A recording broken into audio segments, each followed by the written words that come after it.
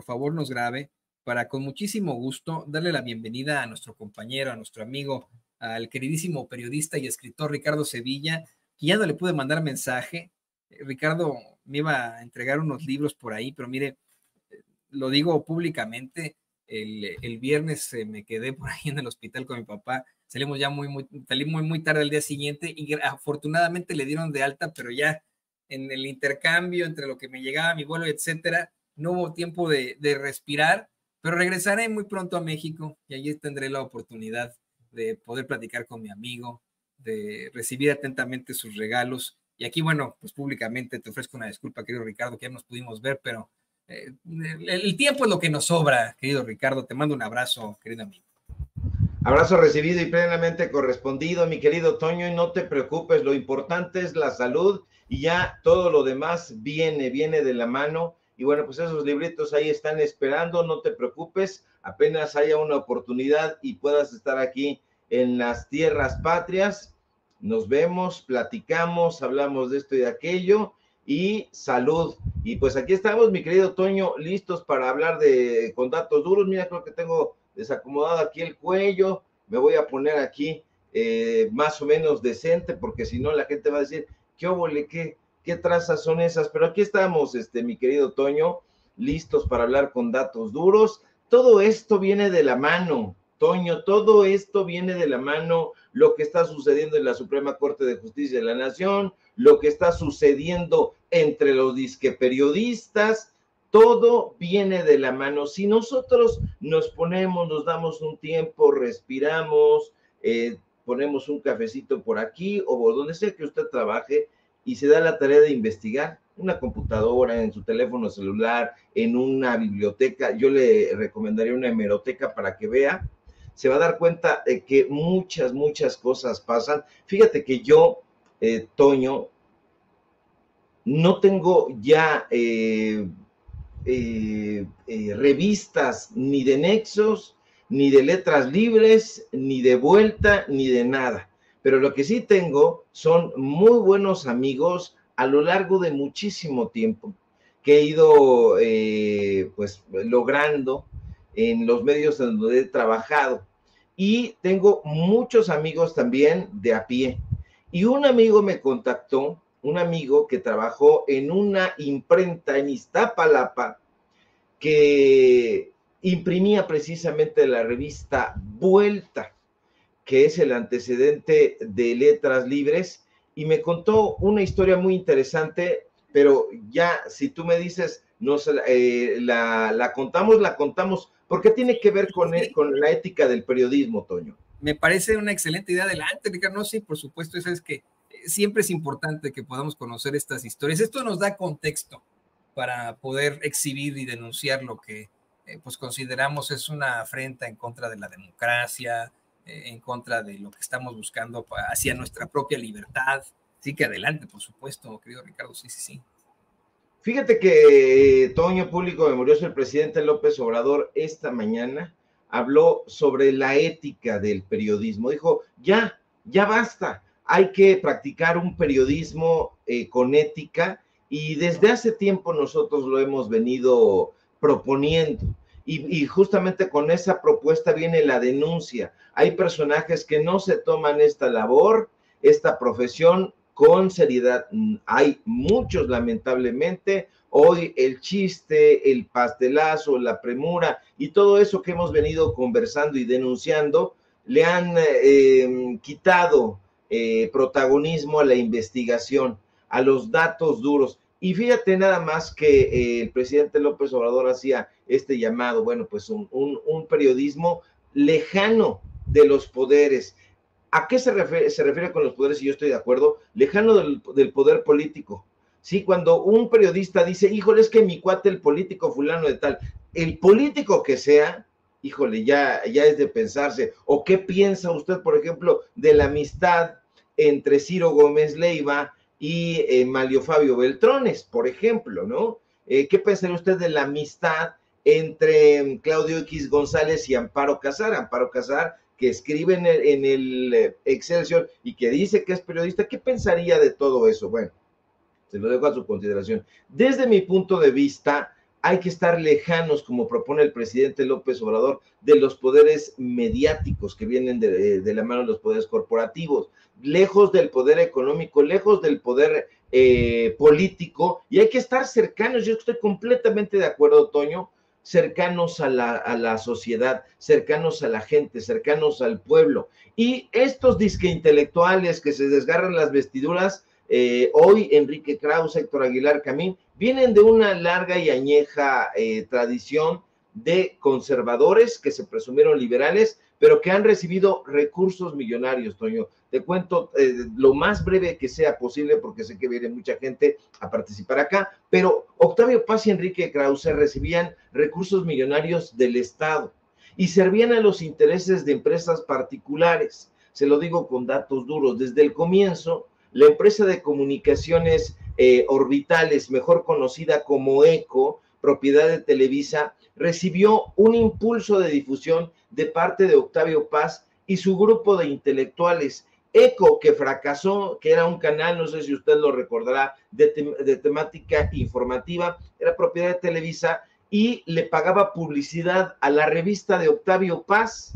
El autor del Laberinto de la Soledad, premio Nobel y, bueno, pues un poeta que tienen muchos como el gran poeta, la realidad es que tenía mucha comunicación y no estaba nada alejado ni de los poderes mediáticos, ni del poder económico, ni del poder político. Él tenía una estrecha amistad con el conductor de noticias Jacobo Zabludovsky. La semana pasada platicábamos de este señor. Él estuvo a cargo del proyecto y concepto general de ECO, pero no solamente recibía la buena lana de ECO, ahí está en la revista, en el video que usted puede ver en su pantalla, ahí usted puede ver con datos duros, porque tenemos justamente eso. A ver, vamos a ver la revista, a ver si es cierto, alguna de las revistas o varias de las revistas, y nos damos cuenta de que en efecto ahí se ve el pago de publicidad. Pero por si fuera poco, Toño, la revista de Octavio Paz, que insisto es el antecedente de la que hoy capitanea Enrique Krause,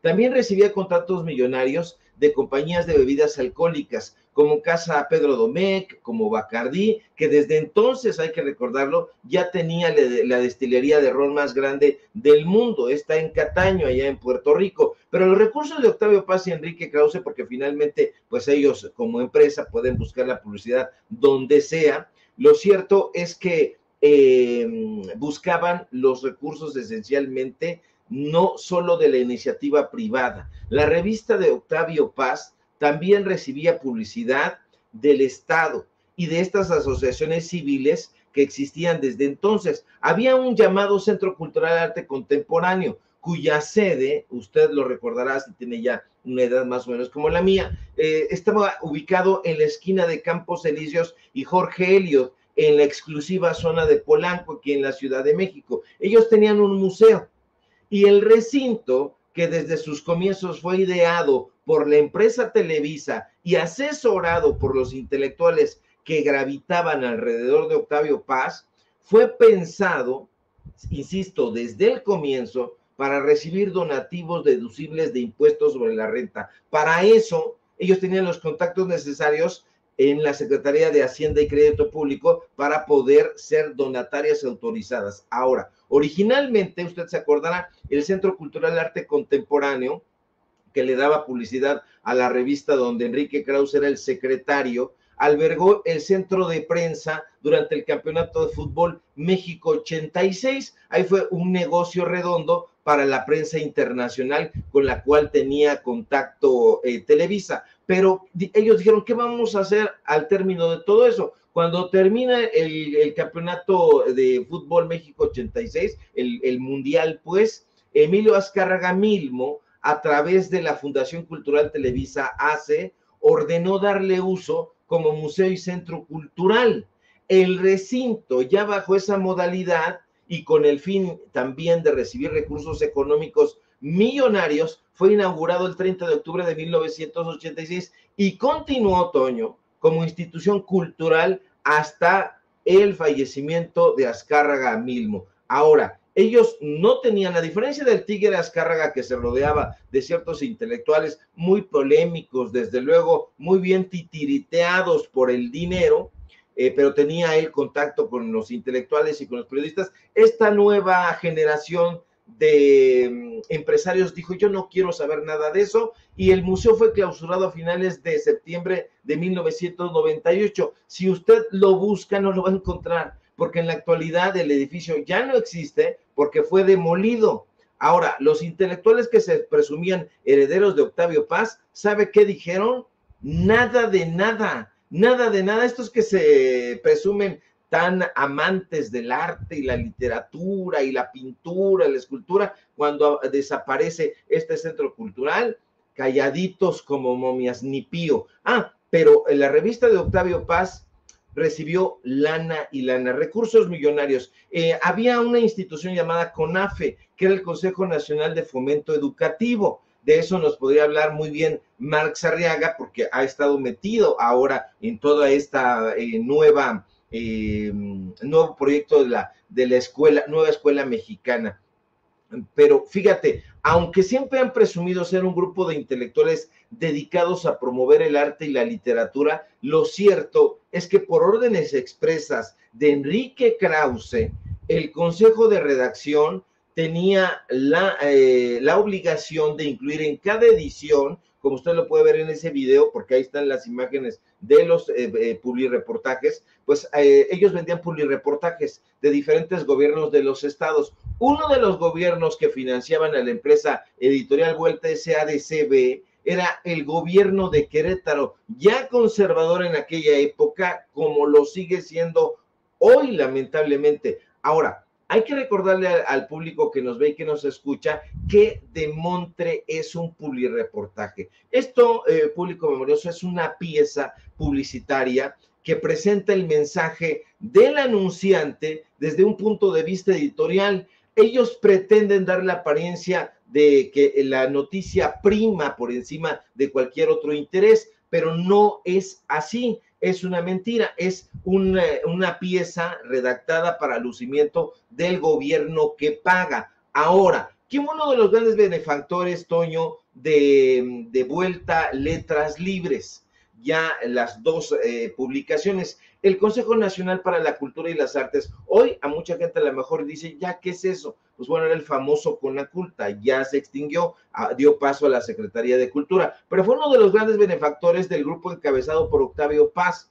Le doy datos duros. Durante el gobierno de Carlos Salinas de Gortari, que fue del 88 al 94, las revistas Vuelta y Letras Libres recibieron contratos millonarios de parte, Toño, de todos y cada uno de los presidentes del Conaculta. Estoy hablando de que cuando llegó Víctor Flores Olea, él les dio contratos del 88 al 92, en tiempos de Salinas. Después llega Rafael Tovari de Teresa, que fue el gran benefactor y el gran amigo, porque estuvo prácticamente en todas las partes en Conaculta, salvo en una ocasión cuando se enfermó. Pero bueno, Rafael Tovari de Teresa les da también en el gobierno de Salinas de Gortari. El gobierno de Ernesto Zedillo Ponce de León, que es del 94 al 2000, también fue uno de los principales aliados del mentor de Enrique Krause.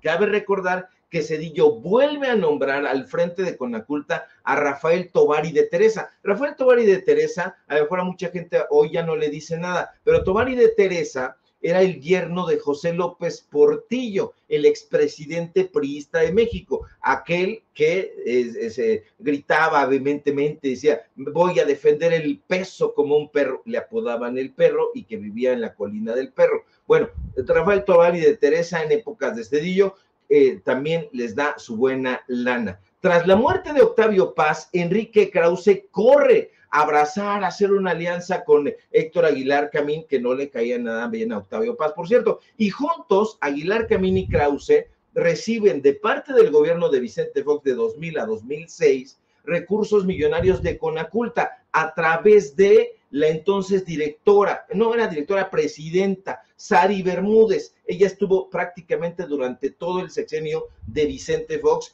y le dio vuelo a la hilacha repartiendo dinero a diestra y siniestra, a vuelta y anexos.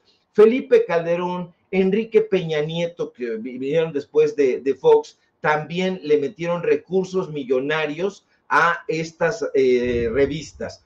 ¿Quiénes dirá usted? Bueno, pues yo se lo digo, los presidentes todos que estuvieron ahí en Conaculta, Sergio Vela, que hoy está en Televisa, casualmente, de 2006 a 2009 estuvo ahí, después viene Consuelo Sáizar, a quien el gran Gonzalo Martré le apoda la cantante de ranchero, y estuvo 2009 a 2012, ellos también le dan mucha lana.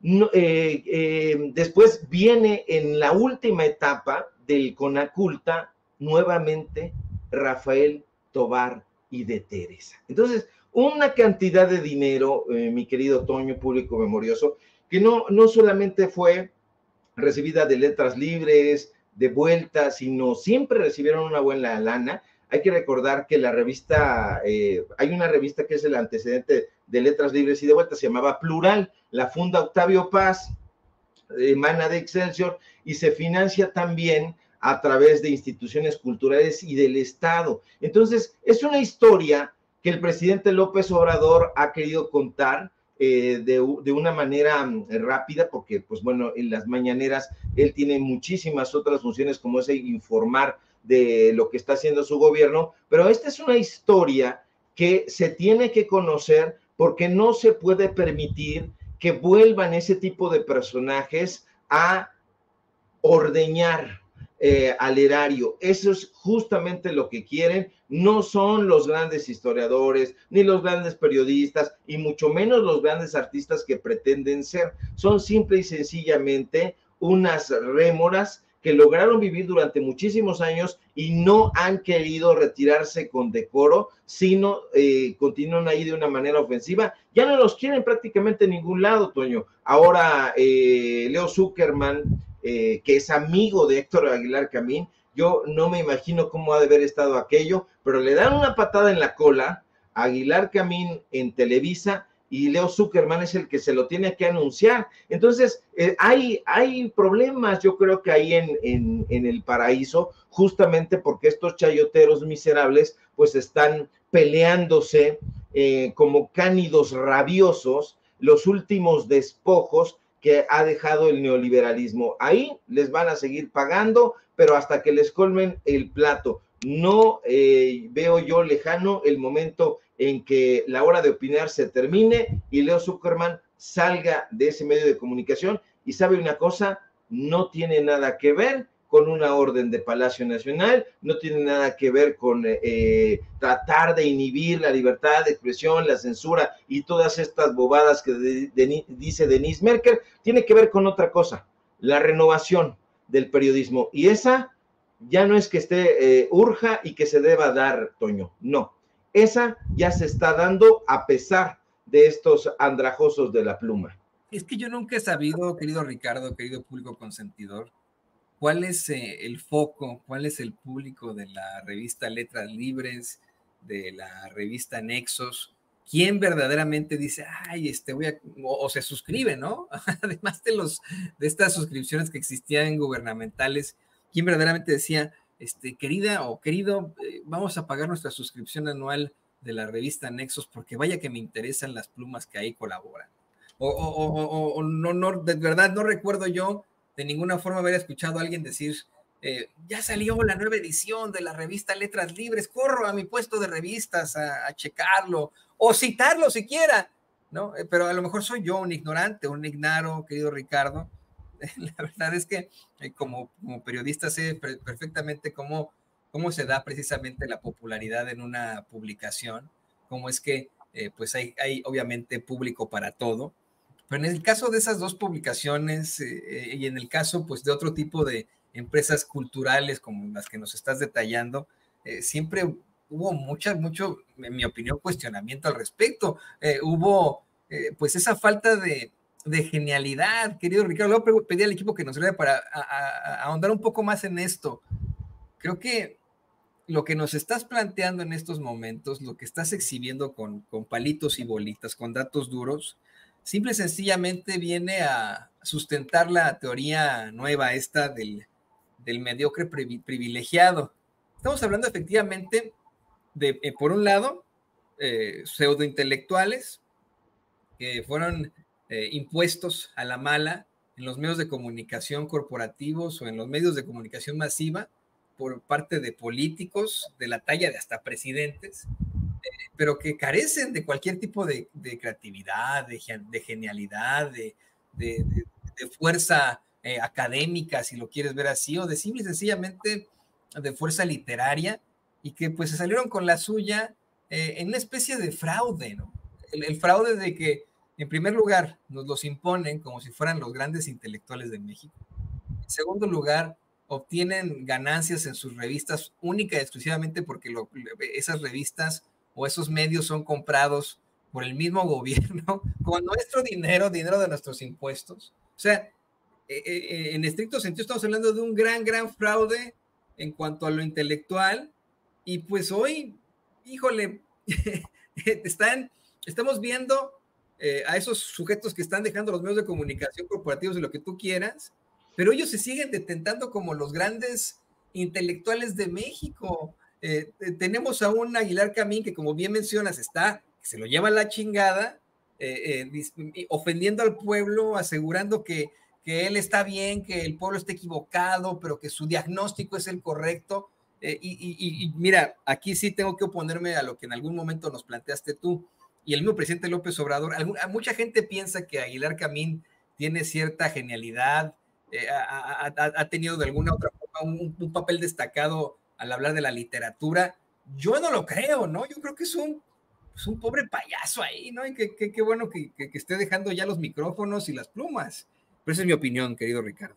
Sí, tienes toda la razón. Es un payaso ahora, pero lamentablemente sí está borrando aquel pasado. No, nunca ha sido especialmente genial al hablar de literatura. Lo voy a matizar mejor. En realidad, el genial ha sido Luis Miguel Aguilar Camín, el hermano, que es poeta y ha sido un crítico literario destacado. Él ha tratado de salir un poco al margen de todo esto, pero el hermano mayor, Héctor Aguilar Camín, tuvo un par de buenos libros, esencialmente uno, Morir en el Golfo. Es una novela muy interesante por cómo se maneja, más allá del estilo, lo que denuncia, pero a Héctor Aguilar Camín no le bastó la literatura, no le bastó la ficción, se sintió defraudado de sí mismo, no quiso continuar por ese camino, que el camino del escritor de ficción o de literatura, pues es picar piedra. Él no quería picar piedra y entonces alquiló su pluma a los poderes políticos y a los poderes económicos. Entonces da por resultado este personaje enojado por muchos blancos, enojado porque no quiso picar piedra, se distanció completamente de la literatura, ha ido publicando una serie de memorias, la verdad, bastante chafas, que les ha publicado en Random House, por cierto, y entonces está enojado porque nadie lee sus libros de ficción. No alcanzó la talla de los personajes que él imaginó que lo iban a cubrir con su manto, que fue Enrique Florescano Mayet, Carlos Monsiváis y el propio Carlos Fuentes. Les cargó la maleta a los tres, un historiador, un cronista y un narrador. No logró, pero para nada, esa relevancia en la literatura, y entonces dijo, voy a entrarle al asunto periodístico. No sabe hacer periodismo, no sabe llevar un reportaje, más allá del estilo y de todas estas cosas. Ha hecho un periodismo de consigna, ha hecho un periodismo ramplón, de opiniones en las rodillas, para legitimar a un poder político, en este caso el del PRI y el del PAN, lavarles la cara, y entonces pues eso da por resultado un personaje resentido en los ámbitos literarios. Por otro lado, lo descubren, le dan a conocer estos contratos donde él recibía dinero de Peña Nieto, de Calderón, de Fox, de Zedillo, de Salinas de Gortari, y lo ponen como un vulgar ambicioso, que es exactamente lo que es. Entonces, pues ahora vemos a este personaje completamente fuera de sí ante los micrófonos, y en Televisa dicen, no, está fuera de madre, está fuera de proporción, hay que sacarlo ya, porque en algún momento llegó a tratar de camuflajear estas opiniones a través de citas más o menos apantallantes, pero ya no lo ha logrado, entonces está completamente descompuesto. Hace no mucho tiempo lo veíamos completamente ebrio como una cuba, saliendo a decir que lo que él extrañaba eran los apapachos millonarios que le daban en aquella época. Hace poco lo volvimos a escuchar completamente delirante, diciendo que el pueblo, que la gente, que la ciudadanía está equivocada y que nos vamos a arrepentir de nuestras decisiones. No, de lo único que se va a arrepentir Héctor Aguilar Camín es justamente de perder la cabeza como la ha perdido, porque muy larga va a ser, muy larga y agonizante va a ser su caída, y va a recibir toda clase de oprobios y epítetos en esa caída completamente vergonzante. Ni escritor, ni periodista, y sí un vulgar mezquino que se ha lanzado en contra del pueblo, un pueblo que además pues lo cobijó, porque hay que recordar que él es hijo de una mujer cubana que llegó ahí a la península de Yucatán, y bueno, pues venía de abajo, se pervirtió en el camino, a diferencia de Enrique Krause, que nació pervertido, y bueno, pues ahí está este personaje absolutamente viciado, mi querido Toño. Él y el resto de sus amiguitos, de sus compañeritos, de los que piensan que vamos a enfrentarnos a una monarquía cuando son ellos los que quisieran una monarquía, como Enrique Krause, que una y otra vez ha ido a España a besarle las nalgas al actual rey, si se le puede llamar así, ¿no? Que en mi opinión, querido Ricardo, bueno, pues ese tipo de cargos equivale cargos inventados, equivale a la botarga de Mickey en Disneylandia. Pero bueno, ahí lo tienen. Pero ¿sabes qué cargos no son inventados? ¿Qué cargos se ganan de alguna otra forma? Pues los que México tendría que determinar para un gabinete. Y le voy a pedir al equipo que nos grabe, porque vale mucho la pena que tengamos en línea en estos momentos a nuestro queridísimo periodista y escritor Ricardo Sevilla. Pues hace cuestión de minutos, la doctora Claudia Sheinbaum acaba de determinar quién será el director de Petróleos Mexicanos en su administración, en su gabinete. Le pido al equipo que por favor vayamos a la conferencia en la que hace este anuncio, y lo platicamos, por supuesto, en unos momentos más con Ricardo Sevilla. Muy buenos días a todos, a todas. El día de hoy tengo mucho gusto de presentar al próximo director de Petróleos Mexicanos. Su nombre es Víctor Rodríguez Padilla, doctor Víctor Rodríguez Padilla. Nos conocemos con Víctor desde, no quiero decir desde cuándo, porque es hace muchísimos años. Él es más grande que yo. Pero tenemos la misma carrera, aunque estudiamos el doctorado en distintos lugares. Él estudió física también en la Facultad de Ciencias de la UNAM. Quizá él fue el primer físico que se fue a hacer la maestría a la Facultad de Ingeniería en Energía, pero tuvimos maestros similares como Marco Martínez Negrete, que nos orientó a estudiar energía. Y después él hizo el doctorado en Economía de la Energía en la Universidad de Grenoble, en Francia. Tiene postdoctorados en el Instituto de Economía y Política de la Energía en Francia y en el Instituto Nacional de la Investigación Científica en Quebec, Canadá. Profesor invitado en la Universidad de California en San Diego, en el Instituto de América en California y universidades en Bolivia y Colombia. Ha sido galardonado con el Premio Nacional de Investigación Económica Jesús Silva Herzog, las cátedras especiales Mariano Hernández Barrechenechea y Odón de Buen y la medalla Gavino Barreda de la UNAM.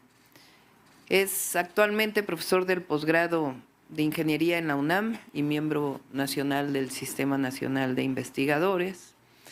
Ha sido asesor en el Senado de la República, en la Cámara de Diputados, en la Auditoría Superior de la Federación, en el Consejo de la Judicatura para temas de energía. Ha sido consultor de la Comisión Económica para América Latina y el Caribe, la Organización Latinoamericana de Energía e iniciativas climáticas.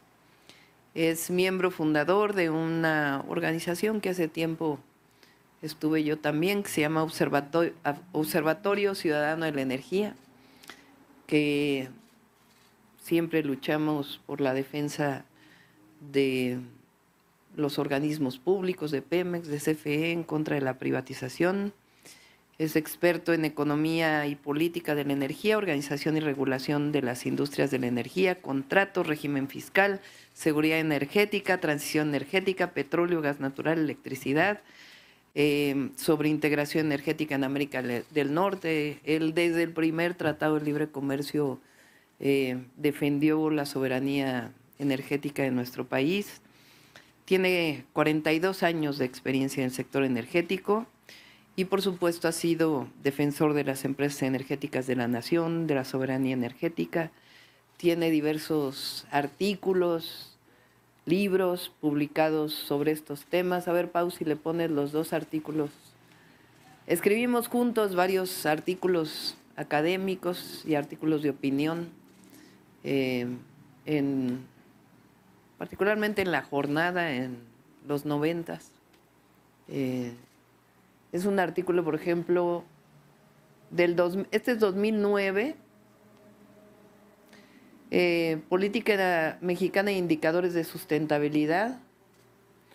El presente artículo analiza la política energética nacional y sus implicaciones en el marco de desarrollo sustentable a través de la metodología de adaptación de la Comisión Económica para América Latina y el Caribe, para los temas de autarquía, robustez, productividad, cobertura eléctrica, satisfacción de necesidades energéticas básicas, pureza relativa en el uso de la energía, participación de fuentes renovables, alcance de recursos fósiles.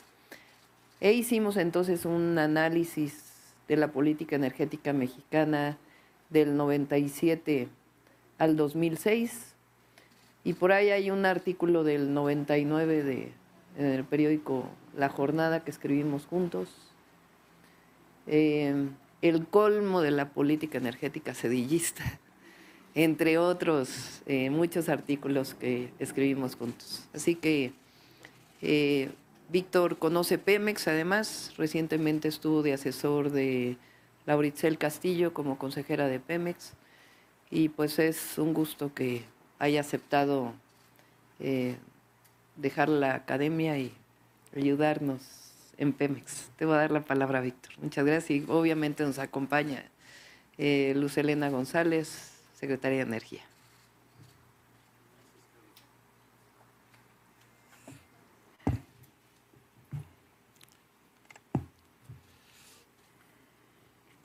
Bueno, pues muchísimas gracias.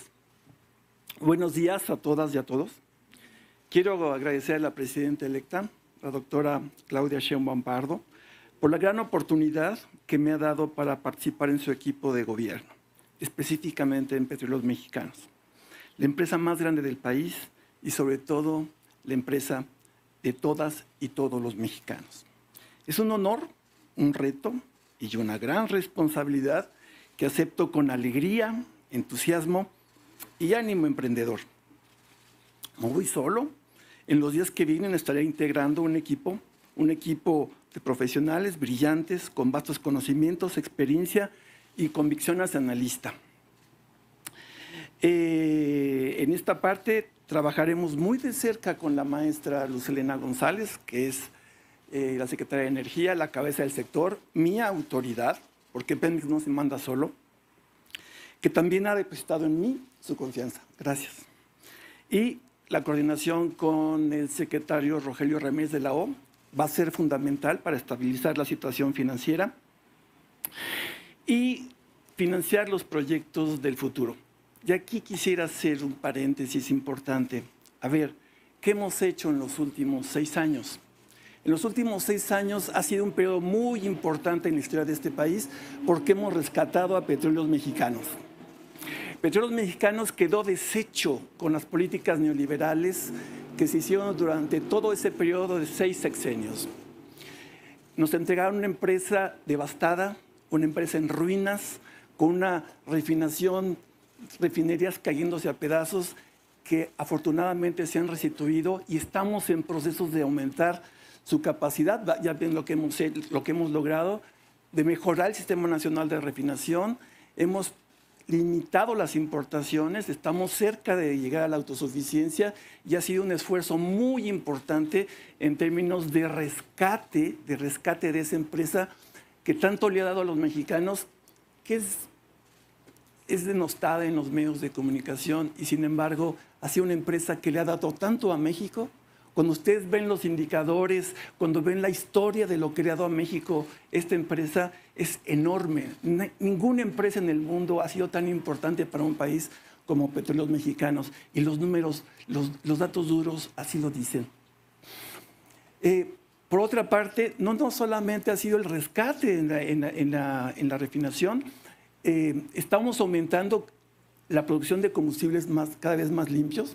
Estamos ayudando al medio ambiente, por eso se está construyendo en este momento las coquizadoras. Ya prácticamente está terminada la coquizadora de Tula, está en proceso la de Salina Cruz y todos los sistemas de captación de azufre y recuperación de azufre en el Sistema Nacional de Refinación. No queremos contaminar, queremos combustibles cada vez más limpios y queremos que Pemex contribuya a la sostenibilidad de este país. Por otra parte, un reto importante y una de las encomiendas de la doctora es que mantengamos la producción en 1.8 millones de barriles por día, que eso es lo que nos va a permitir abastecer a las refinerías. Entonces, este es un esfuerzo importante. Hay que decirlo que en este gobierno se hizo una parte muy importante también de aumento de la producción.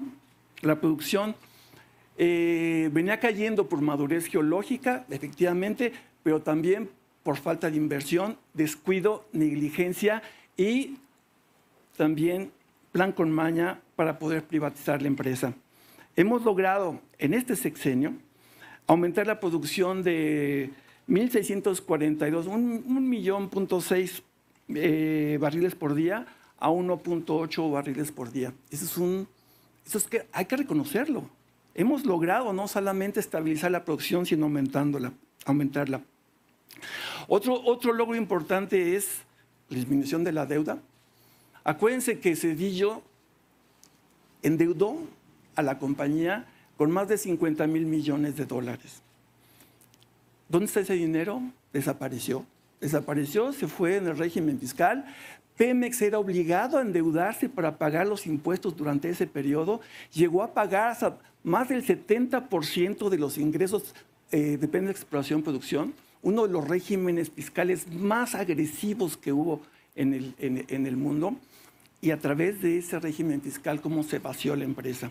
Pues ese aumento de la deuda que llegó hasta 130,000 millones de dólares en la inercia de lo que ya se había endeudado, se bajó a 99.4 millones de barriles y sigue bajando. Es un esfuerzo muy importante. Aquí están metidos 30,000 millones de dólares de disminución de la deuda.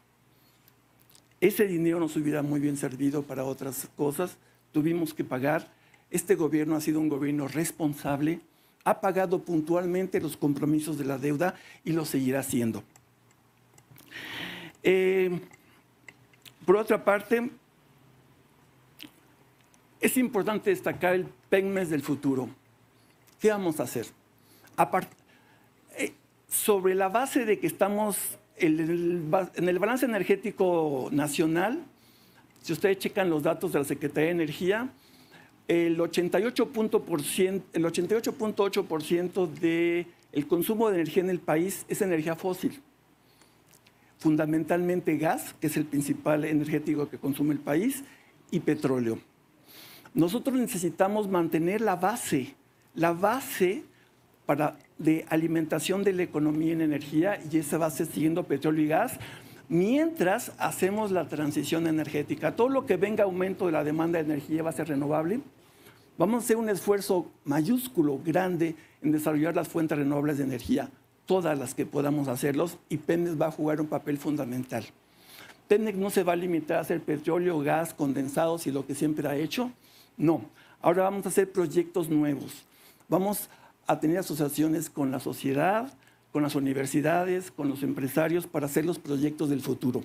Vamos a hacer energía eólica, energía solar, energía eólica offshore. Vamos a hacer materiales estratégicos, entre ellos el litio, una de las encomiendas de la presidenta, que es muy importante los elementos constituyentes de las fuentes renovables, porque sin ellas no hay futuro. Pemex va a estar presente. Pemex va a dar un cambio hacia la sostenibilidad. Es nuestro compromiso en los últimos 6 años, en los próximos 6 años. Finalmente, finalmente quiero agradecer el apoyo de los doctores Leonardo Lomelí Vanegas y José Antonio Hernández Espriu, rector de la UNAM y director de la Facultad de Ingeniería. Un científico, es que eso es lo que a mí me da mucho más felicidad en cuanto a un todo de esta noocracia, de esta sofocracia, ¿no? Es algo con lo que yo soñé cuando era niño, ¿no? Siempre dije, bueno, ¿por qué? Cuando era niño decía, ¿por qué no le dan el gobierno a los científicos, y a las más inteligentes? ¿Por qué tenemos a personajes como Miguel de la Madrid, como Carlos Salinas de Gortari, o los que se dicen ser inteligentes y pues la verdad han demostrado que no, como Ernesto Zedillo y Vaya Salazar, o Vicente Fox? La primera vez que se deposita el gobierno, se deposita el poder en manos de los sabios, de los que detentan el conocimiento. De verdad es interesantísimo saber que al frente de Petróleos Mexicanos va a estar un físico, ¿no? Un hombre que tiene una larga carrera, y quiero comentarlo contigo, querido Ricardo. ¿Qué te parece este nombramiento después de un sexenio en el que que criticaron a alguien como Octavio Romero Oropesa diciendo, ese agrónomo, ¿por qué lo ponen como director de Pemex? Cada vez que me dijeron a mí, que me decían eso del agrónomo y etcétera, bueno, o sea, ser cabrones, ¿no? Si pusieron al frente de Pemex a personajes como Emilio Lozoya Austin, como el primo de Salinas de Gortari, José Antonio, su apellido fulanito, ¿qué tiene de malo que hubieran puesto a un agrónomo al frente de Pemex? Hoy creo que ya no tendrán ningún problema, ya no tendrán de alguna otra forma algún tipo de cuestionamiento o justificación a dichos cuestionamientos al enfrentarse a esta noocracia, a esta sofocracia, querido Ricardo. Sí, bueno, pues es que estos personajes no entienden la O por lo redondo, y eso tiene que ver con las críticas que hacían a Octavio Romero Oropesa. Hizo muy buen trabajo, pero buen trabajo, es que hay que revisar las obras completas de lo que hizo. Hay que recordar que no es solamente la cabeza. Cuando tú tienes una responsabilidad de esa magnitud, pues tienes que echar mano de especialistas que te acompañen. Y el caso de Octavio Romero Oropesa, pues fue muy interesante. Ahí está Gabriel Pérez, que estuvo en Pipas, la Dirección General de Pipas, estuvo también en la Dirección General de Gas, y realizaron trabajos muy interesantes. A nosotros nos tocó entrevistar a varios de los personajes a lo largo de su gestión allá en Petróleos Mexicanos, y dices muy bien, Víctor Rodríguez Padilla. Yo le digo, doctor Víctor, no le agradezca tanto al rector Lomelí Vanegas, porque usted pide licencia para irse a ocupar un cargo muy relevante, el de director de Petróleos Mexicanos. Lomelí Vanegas le da permiso a Lencho Córdoba de que arrastre el nombre por los suelos de la Universidad Nacional Autónoma de México, le da chance a Ciro Murayama que tenga años sabáticos, en fin, les da muchas oportunidades. Da suerte, doctor Víctor Rodríguez Padilla, que lo que usted va a hacer, pues es algo muy, muy relevante. Me gusta, Toño, que Rodríguez Padilla comente que trabajará en coordinación con la Secretaría de Energía y con la Secretaría de Hacienda y Crédito Público. ¿Por qué? Porque ahí está justamente el meollo del asunto, estabilizar la situación financiera de la paraestatal, porque se han encargado de robarla. Todavía hay personajes que han han dado pecho tierra ahí en Petróleos Mexicanos. La propuesta del presidente López Obrador va a continuar, y la propuesta en Petróleos Mexicanos ha sido rescatar a esa empresa mexicana. ¿Por qué? Porque estamos muy cerca de lograr la autosuficiencia en materia energética y pues bueno, es un desafío enorme, y esto de que trabaje en coordinación con Rogelio Rodríguez de la O va a ser fundamental precisamente para ello, estabilizar primero la situación financiera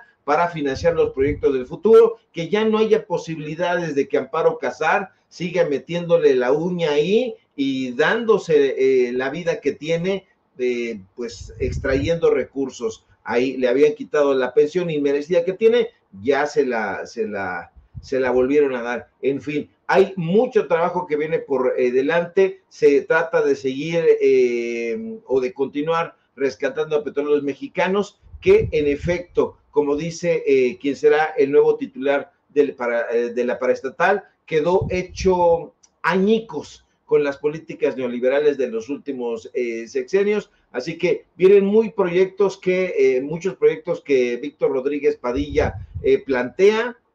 Es una conferencia que que hay que analizar detalladamente. Da gusto que sea, en efecto, como tú dices, un auténtico especialista ahí en la Facultad de Ingeniería.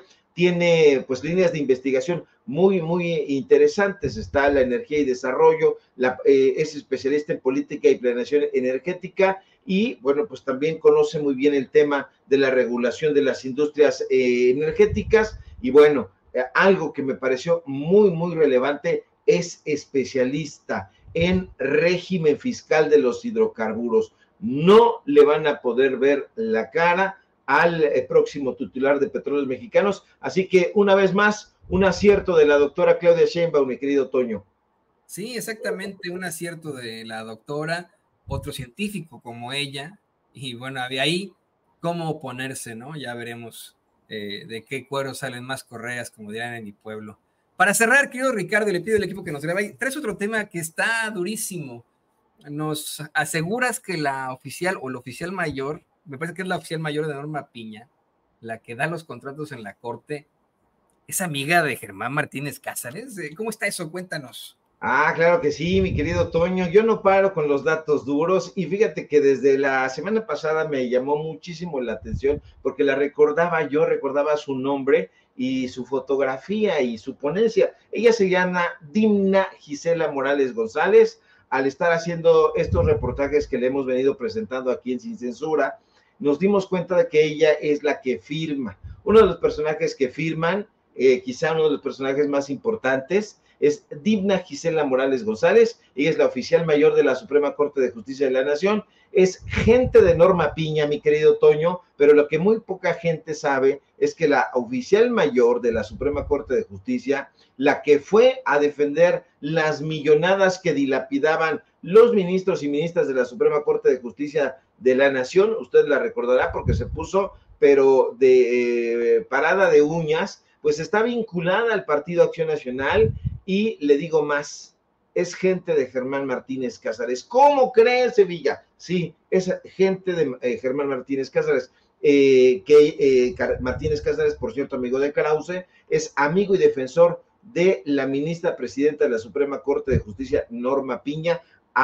Usted debería de ver cómo se enoja, cómo la defiende ahí en el espacio en la cueva de los malandros, como tú le dices, mi querido Toño, ahí en Radio Fórmula, donde tiene espacio con Ciro. Defiende a Norma Piña a todo lo que da, y uno dirá, bueno, ¿por qué? ¿Que esto tendrá algo en particular de ser? Y bueno, resulta que sí, que Dimna Gisela Morales González tiene una amplia trayectoria en la burocracia panista. Le digo, la oficial mayor de la Suprema Corte de Justicia de la Nación, fue en su momento jefa de servicios de presupuesto en el ISSSTE. Después fue directora de vinculación de la Dirección Adjunta de Posgrado y Becas ahí en el CONACYT. De ahí se la llevan al polémico Instituto Federal de Telecomunicaciones. Allá va a manejar los dineros. Ella es, de hecho, ahí en el Instituto Federal de Telecomunicaciones fue directora de programación y presupuesto, manejaba el billete. Después se la llevan al CONACYT. allá al CONACYT, estuvo ahí, ella es egresada, por cierto, del CONACYT, allá estudió también, y bueno, esta mujer fue destituida en su momento del CIDE, se la llevan al CIDE, ahí está trabajando muy campantemente, allá manejaba también el dinero, ella fue coordinadora de administración y finanzas del CIDE, y cuando la destituyen se habló de malos manejos, de manejos oscuros en las finanzas del Centro de Investigación y Docencia Económica, de donde son egresados todos estos comentócratas y opinólogos que están infestando los medios de la derecha. Pero no pasó mucho tiempo desempleada. Si a nosotros nos dan cuello, a usted y a mí en alguno de los trabajos que tenemos, pues a lo mejor nos va a costar un poco de trabajo o muchísimo trabajo encontrar otro lugar donde podamos emplearnos. Pero ese no es el caso de este tipo de personajes. No pasó mucho tiempo cuando la destituyen del CIDE, Dimna Gisela llega al Instituto Mexicano del Seguro Social. Se la llevan al Instituto Mexicano del Seguro Social, allá la hacen directora de finanzas. ¿Y quién cree usted que lo hace? Germán Martínez Cázares. Cuando llega Germán Martínez Cázares al IMSS y trata de desvalijarlo, porque esa es la palabra, a la primera que llama es a Dimna Gisela y le dice, tú que tienes gran trayectoria en el CIDE, en el CONACYT y todo el rollo, que eres de nosotros, te vamos a hacer directora de finanzas del Instituto Mexicano del Seguro Social. Entonces, pues esta mujer tiene vínculos muy estrechos con Germán Martínez Cázares, trabajó con él, y pues es nada más ni nada menos que la ficha importante que mueve cuando ya no se queda sin el Instituto Mexicano del Seguro Social, la manda a llamar Norma Piña y le dice, ¿sabes qué? Tú vas a ser la oficial mayor de la Suprema Corte de Justicia de la Nación, y bueno, pues ahí ella es la que maneja el presupuesto. Entonces ella maneja el presupuesto, estamos hablando de 68,933 millones de pesos, que es el presupuesto que tiene el Consejo de la Judicatura, y 5,630 millones de pesos que tiene la Suprema Corte de Justicia de la Nación. Entonces, todo esto, mi querido Toño, se suma a la polémica que está rodeando a Norma Piña. Hay que recordar que está Natalia Reyes Heroles y María Cristina Martínez Cobar, quienes ellas fueron en su momento designadas como secretaria general de la presidencia de la Corte y secretaria general de la presidencia del Consejo de la Judicatura. O sea, todo lo tiene perfectamente bien peinadito Norma Piña, y tiene ahí a los personajes que no solo lo de menos sería que le rindieran pleitesía, Toño. Lo más relevante es que manejan un presupuesto millonario, y entonces cuando vienen todos estos a desacreditar los reportajes que nosotros presentamos y dicen, no, es que no lo firmó Norma Piña. Pues claro que no lo firma Norma Piña, pero Norma Piña pone a su canchanchan a la gente de Acción Nacional, a la gente de la derecha, para que haga ese tipo de trabajos, y pues ya ve usted los resultados. Entonces, esa defensa tan airada que hace Dimna en la Cámara de Diputados en su momento, defendiendo los fideicomisos, pues tiene mucho que ver con la relación tan estrecha que tiene con su jefa, Norma Lucía Piña, la presidenta de la Suprema Corte, ya diríamos ahora sí, Toño, de las injusticias. Mi querido Ricardo, así me dijeras que en el equipo de Norma Piña, no sé, ¿no? Trabaja, no sé, ¿no? Algún miembro de Al Qaeda, no lo dudaría, o sea, sí, pues tienes, era de esperarse, así que, pues ahí están estos personajes cercanos a la ministra presidenta, quien pues hoy está pasando a la historia como tal vez esa que habría perdido de alguna u otra forma a ese poder judicial a punto de ser reformado. Mientras tanto, bueno, pues te agradezco por tan intensos y tan importantes e interesantes análisis, y te pido que por favor nos compartas tus redes sociales para que la gente se ponga en contacto contigo, querido Ricardo.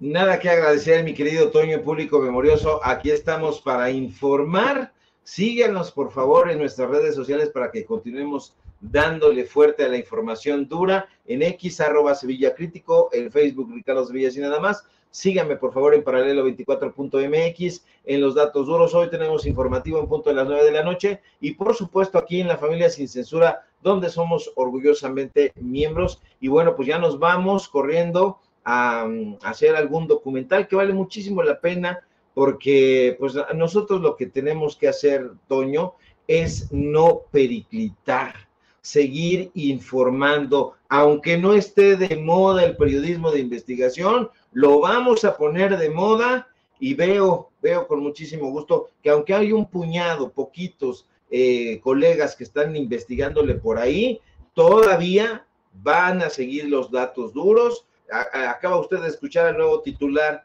de Petróleos Mexicanos diciendo, ahí están los datos duros. Entonces, ¿qué es lo importante? No lo que yo pienso, no lo que yo creo, no lo que me dijeron, lo que yo barrunto, lo que yo sospecho, lo que yo imagino y todas esas tonterías de la derecha. No, lo importante son los datos duros. Mi querido Toño, estamos muy pendientes a la información. Así es, lo importante es que podamos sustentarlo todo con rigor periodístico, aunque haya muchos que no lo conozcan. Si lo conoce, ¿sabe quién? El periodista y escritor Ricardo Sevilla. Ricardo, te mando un abrazo, ya nos veremos muy pronto. Bueno, usted tiene al querido Ricardo Sevilla. No sé si me perdí yo, ¿sigo al aire, don David? Porque de pronto perdí como que la comunicación con Ricardo y sé que esta computadora está dando tumbos. Pero bueno, vamos ahora sí a más información. Mire,